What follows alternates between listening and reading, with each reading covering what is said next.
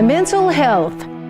We're talking about it now more than ever. I've worked with therapists for the last 25 years. I'm always open to therapy. Card's sister says her brother suffered from paranoia and stress. $6.4 billion bond to transform California's mental health system. We have seen quite a few with potential suicide risk.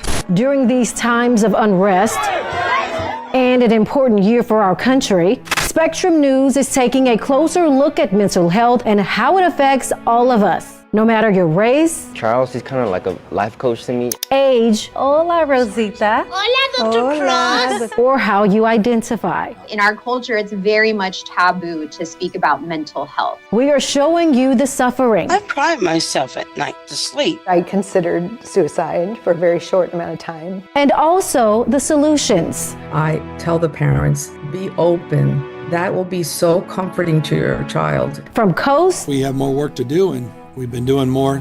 to coast, People who have mental health challenges get the treatment they need. this is an honest and real look at how Americans are dealing with their emotional well-being. This is the state of mental health in America.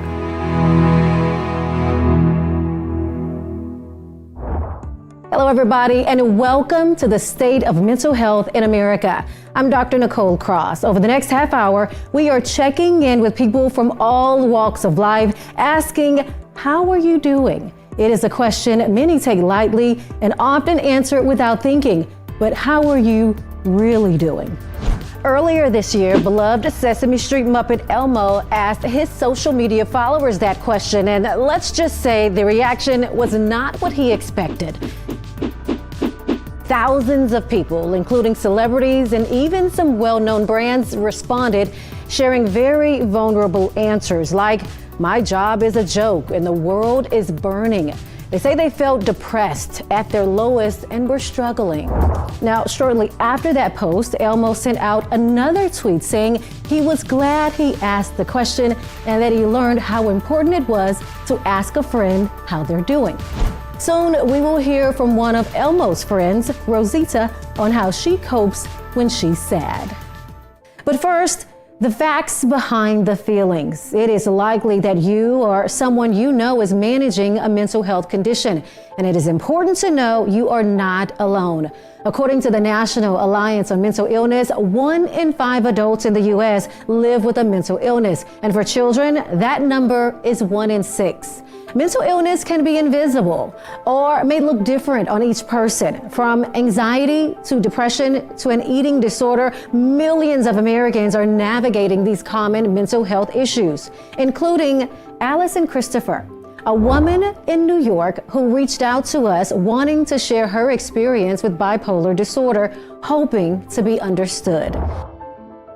Here she comes, that crazy girl, and a lot of things can rip right through your heart. Because so many people can talk about other diseases, other illnesses, and assume, some people accept you, but a lot of times I'm looked at very strangely. When I was diagnosed back in 2005, after living and going through a domestic violent relationship, losing my father, it all of a sudden clicked where I was out of myself. I was doing just strange stuff. Tell me about the hurt that you've experienced. I cried myself at night to sleep. Why am I so different? What has made me feel this way? And a lot of people don't even know that it is okay to be this. There's a lot of stereotypical views of bipolar disorder, but a lot of times there is a stigma. As soon as you say it, you feel fear. So one time I was at a place, I felt I could be free and tell someone. I said, well, I suffer from bipolar disorder. And they back like, oh, okay, well, you're nuts. You're crazy, and you're really not. And those terms really hurt me. So I was like, you know what, maybe I shouldn't even talk about it. So the hurt that I felt, yes, I felt crushed. I have cried about it. Have I felt depressed? Yes. There are times I wanted to commit suicide behind all of this because I felt like misunderstood. Talk to me about why that was important to you, why you chose to reach out to me, and why you are choosing to share your story in this way. The reason I wrote to you is because I felt that you would listen, and I felt my story would touch you enough to get through. I am a graduate of Johnson C. Smith University, earned a bachelor's arts degree in broadcast journalism. There's things I have done, but a lot of times people feel that bipolar people, they're off their rocker, they're dumb, no, they're not. And the reason I wanted to tell my story, I said, is because it can reach the nation. I mean, yes, you can do things locally. I think the people need to know. We thank Allison for being vulnerable and sharing her story. Earlier in the show, we asked, how are you doing? A recent study by the American Psychological Association found that overall, women say they are stressed, and more than half feel no one truly understands just how stressed they really are. Self-esteem issues, relationships, loneliness, and other health challenges like having a baby are often looming, but there are solutions. I asked a diverse group of women about how they balance life and all of its stressors.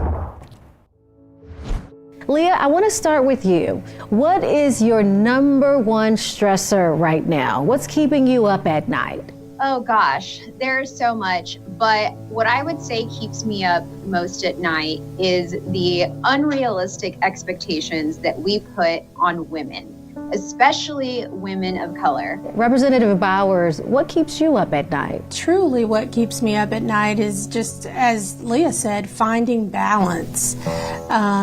The balance enough to be able to govern, to be able to make decisions for the 30 million people here in Texas, but also most importantly, to make sure things are right at home. Each of you are leaders who've taken bold steps in advocacy of yourself and others. I wonder, do you ever get tired or feel exhausted from having to swim upstream and against the current? Where I live on the border, the Texas-Mexico border. It's already so hard to find access to quality health care. Access to physical health care is already difficult. Access to mental health care is even more difficult. Representative Bowers, you too advocate for others. You too are on the front lines of changing life for so many. You and I share the same cultural background. And I don't know about for you, but for me, talking about therapy was sort of taboo growing up. But I'm noting a bit of an evolution when it comes to mental health, how it is languaged, and I credit younger generations for taking steps and taking a stand to say that my mental health is important and I am going to do what it takes to be healthy. Are you noting that same shift? In today's world, I am seeing it, talking to young people about them putting their mental health first, even over their careers, and especially when we look at people like Miss USA, who just resigned because she didn't feel like she had the support she needed with when it came to her mental health. In our culture, it's very much taboo to speak about mental health. It's very much taboo to say that you're depressed or that you're suffering from a mental illness. It's not spoken about in the Latino community. No one is immune to life challenges. I want to know what helps you, what is working for you. What self-care practices would you like to share with others because they are beneficial? What helps you? Get your body moving. It just does so much wonders for your mental health and boosting your endorphins. I'm also very big on surrounding yourself with the right people, making sure that the people in your life are positive influences. Representative Bowers, what would you add? And I always like to say, whether it's exercise, massage therapy, or getting a mani-pedi, any of those things, I tell people that it's an hour that you're investing in yourself. They always say you can't pour from an empty pot, so you have to take care of yourself first. So I thank each of you for your time and for joining us here on Spectrum News. We really, really appreciate it. Now to men. We're talking about mental health may not happen as often. Many are reluctant to share their feelings because they were told not to, that boys don't cry and to man up. But experts say that does more harm than good. According to the National Institute of Mental Health, men are 4 times more likely to die by suicide than women, making up nearly 80% of all deaths. But when they're in a safe place, like the barbershop, it seems that getting a haircut does more than just make them look good. That's where we got some answers to how they're doing.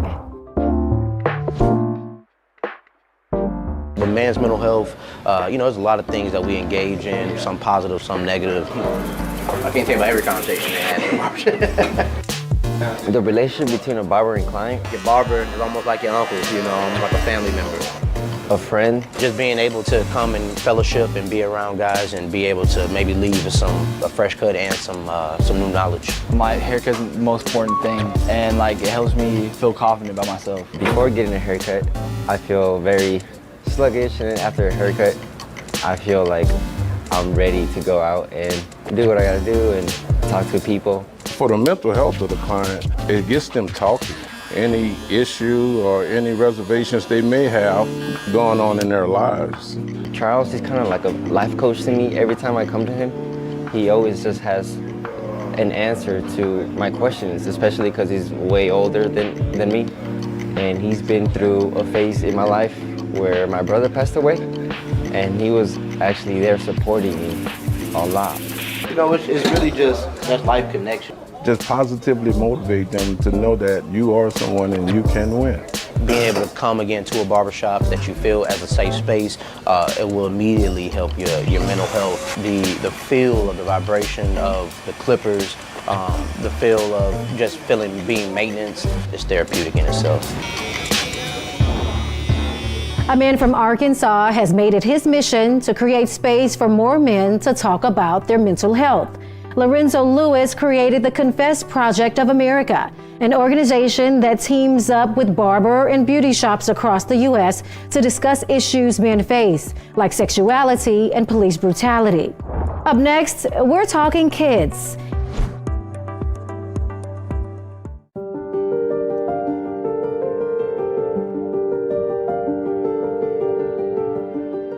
I struggled with loneliness as a kid and at many points during my adult life as well.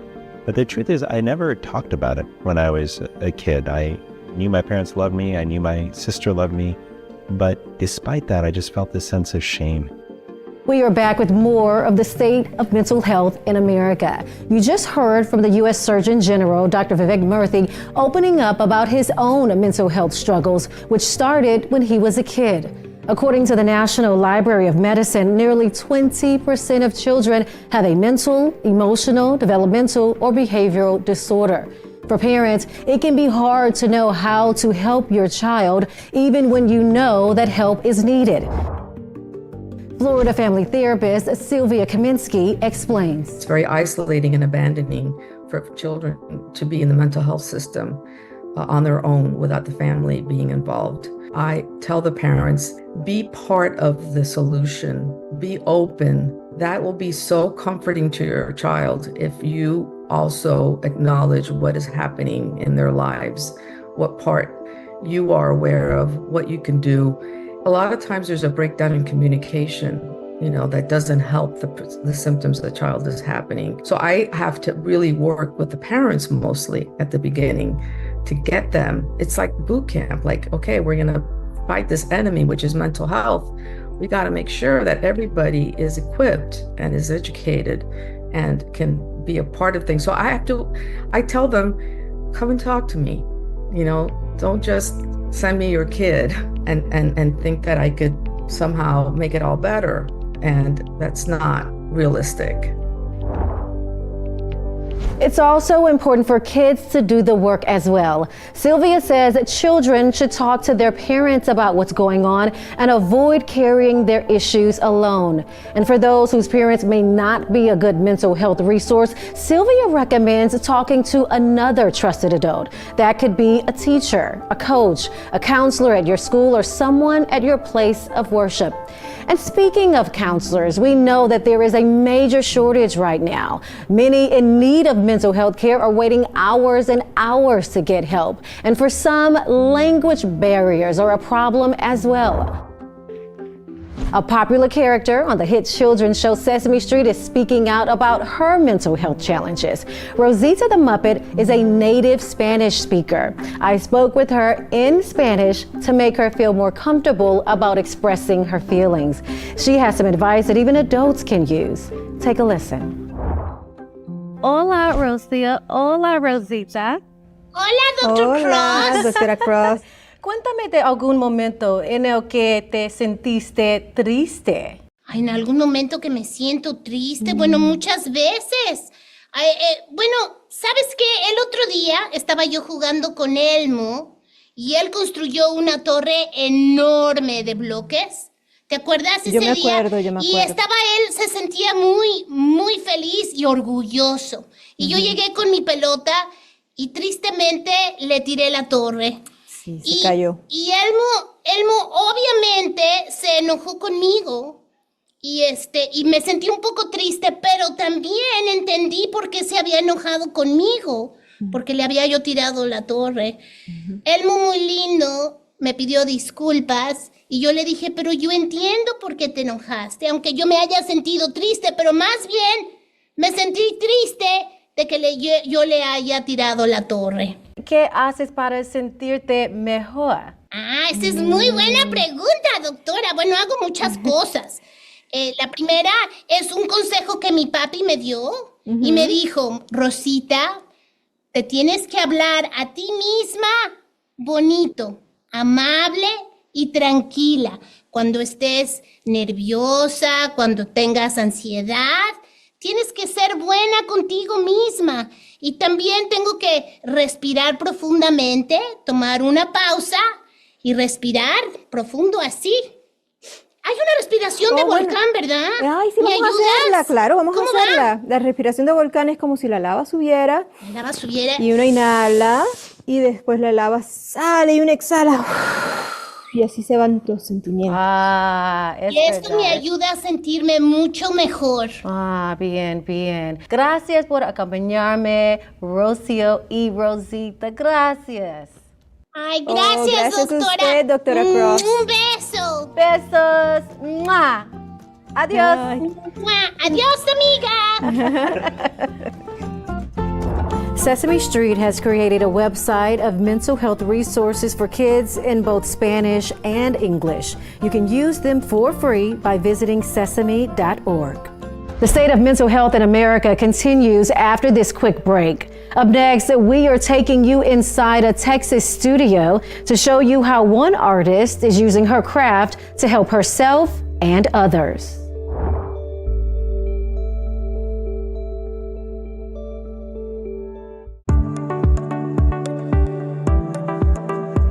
Welcome back to the state of mental health in America. Dealing with a mental illness can be challenging, but know that help is available in and outside the counselor's office. There's new research out showing how art can help improve your mental health. I recently sat down with an artist using her work as therapy. Take a look. The thing about being an artist, I love the process of mixing paint. I find it really meditative. And then I go from there and I just put it on the canvas. My name is Jody King and I am an abstract artist. My painting style would be considered abstract expressionism. When I show up and I put whatever is going on with me on the canvas. Thanks for watching our YouTube channel. For more stories in your communities, click the subscribe button right here. You can also download our app or watch us on TV for the latest news and weather updates every 10 minutes and more. We'll see you then.